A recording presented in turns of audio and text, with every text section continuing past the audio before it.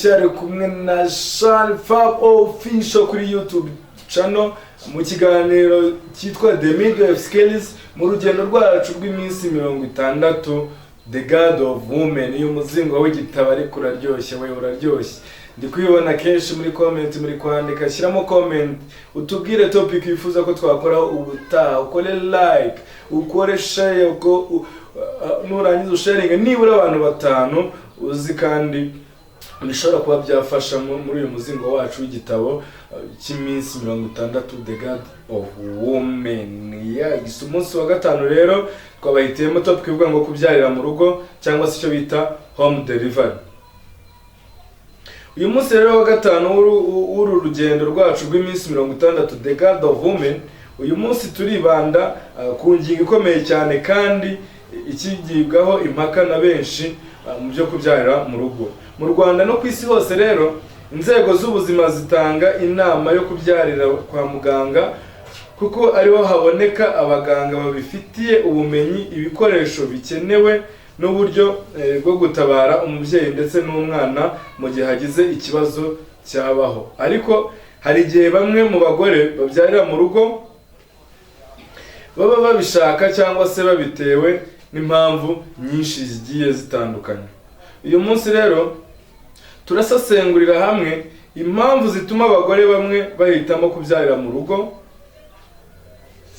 ingaruka n'ibibazo bishobora kuvuka igihe byemewe ko umubyeyi yabyarira mu rugo, uburyo bwo kongera umutekano w'umubyeyi n'umwana mu gihe habayeho kubyarira noneho mu rugo. Yes, mwabyumvishije rero, reka duhere ku gice cya mbere. Igice cya mbere ni impamvu abagore bamwe babyarira noneho mu rugo. Nubwo ababyeyi bagira inama yo kujya kubyarira kwa muganga, hari impamvu nyinshi zituma bamwe babyara mu rugo. Impamvu ya mbere ni uburyo bwo kubaho cyangwa se umuco muri rusange. Mu mico imwe n'imwe abagore bumva ko kubyarira mu rugo ari ibisanzwe, ari aho batekereza ko ari uburyo bwo kubungabunga umuco wabo gakondo. Hari ibihugu bimwe na bimwe byemerewe kuba abantu babyara mu rugo. Icya kabiri, ubukene ndetse n'ubushobozi buke. Bamwe mu bagore batabona ubushobozi bwo kujya kwa muganga kubera ibibazo by'ubukungu. Ibitaro bimwe bisaba ibyangombwa by'ubwishingizi, iyo bitabonetse bamwe bacika intege ugasanga babyariye mu rugo. Ya gatatu ni intera ndende n'ibibazo by'ubwikorezi cyangwa se transport. Mu duce tumwe na tumwe rero abagore bafite ibibazo byo kubona uko bagera kwa muganga cyangwa se transport, hari aho bitwara amasaha menshi cyangwa se iminsi kugira ngo bagere ku kigo cy'ubuvuzi kibegereye. Urumva ko izo nazo ari imbogamizi. Hanyuma ya kane ni ukubura amakuru ahagije. Noneho hari abagore batazi ingaruka zo kubyarira mu rugo, abandi batekereza ko kwa muganga bahariwe abagore bafite ibibazo bikomeye cyane gusa. Impamvu ya gatanu ni ukubera gutinda kwa muganga.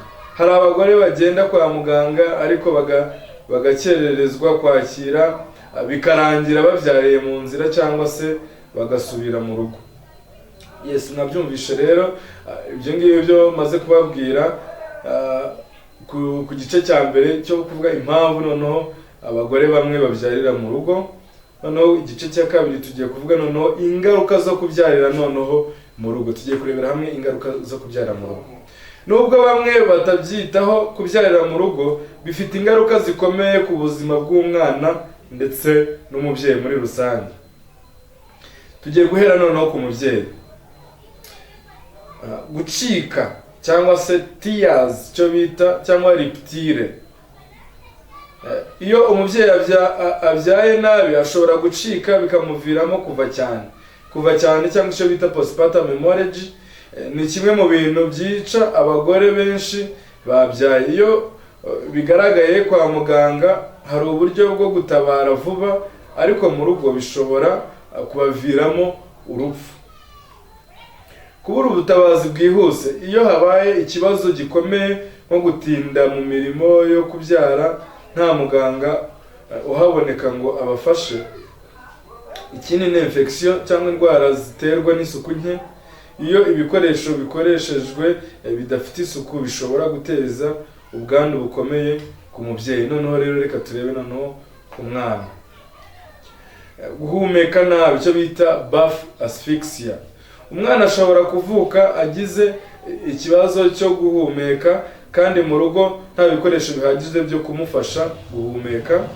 Ikindi ni hypothermia cyangwa se kugira ubukonje bukabije. Iyo umwana atitaweho neza ashobora kugira ubukonje bwinshi bikamuviramo ibibazo bikomeye.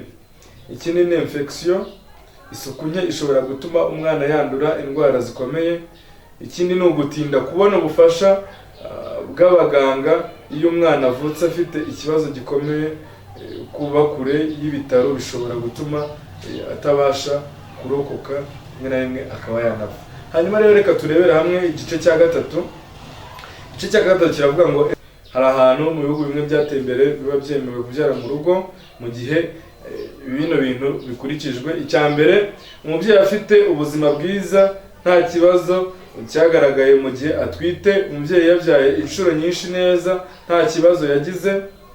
Umubyeyi ari hafi cyane y'ibitaro kandi abasha kugera vuba mu gihe abyaye ku bitaro.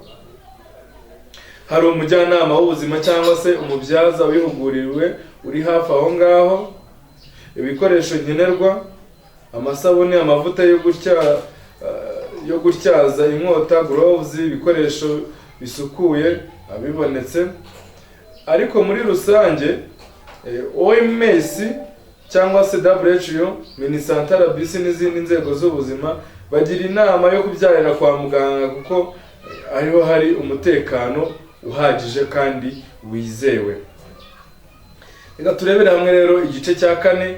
Ese niba umubyeyi agiye kubyarira mu rugo bundi yakora iki? Yes, icya mbere agomba gukora, icya mbere ni ukwitegura kare, yiteguye kare, amenye neza ko afite umuntu wamufasha, umubyaza cyangwa se umujyanama w'ubuzima. Agire ibikoresho bikenewe, aba yateguye uko yagera kwa muganga hakiri kare mu gihe habayeho ikibazo. Icya kabiri, kwandikisha umwana vuba. Nubwo umwana yavutse mu rugo, agomba kwandikishwa ku ivuriro rimwegereye kugira ngo hakorwe igenzura ry'ubuzima bwe muri rusange. Uyu munsi rero wari umunsi wa gatanu. Twaganiriye cyangwa se twavuze ku ngingo ifite agaciro kanini cyane, ariyo kubyarira mu rugo. Twabonye ko nubwo hari impamvu zituma abagore bamwe bahitamo kubyarira mu rugo, ingingo zose z'ubuvuzi zigira inama zo kubyarira kwa muganga kugira ngo umubyeyi n'umwana bagire umutekano usesuye.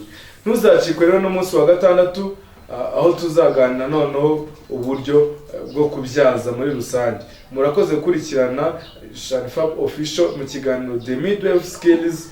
Tugire ubuzima bwiza buzira umuze. Bari kumwe nanjye Registered Midwife Fabrice Iradukunda. Stay in touch.